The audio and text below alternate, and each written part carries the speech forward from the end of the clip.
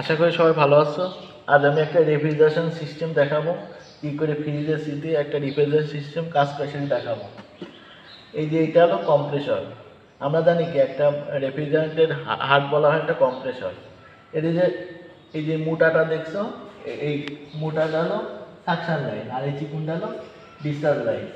এখন এই কম্প্রেসরের ডিসচার্জ লাইনটা প্রথমে থাকে কার সাথে যুক্ত? কন্ডেন্সারের সাথে যুক্ত। এই যে এটা হলো কন্ডেন্সার।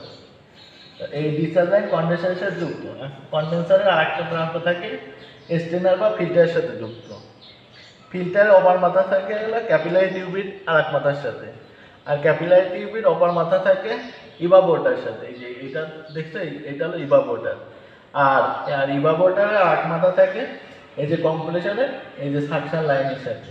সাধারণত এইটাই হলো মূলত একটা রেফ্রিজারেশন সিস্টেমের কমন হলো সংযোগ। মানে এইভাবে একটা রেফ্রিজারেশনের সাইকেলের একটা গ্যাস ফ্লো হয়। প্রথমে এই যে কম্প্রেসর থেকে কন্ডেন্সার যায়, কন্ডেন্সার থেকে স্টেনার হয়ে ক্যাপিলারি টিউবের মাধ্যমে ইভাপোরেটরে আসে।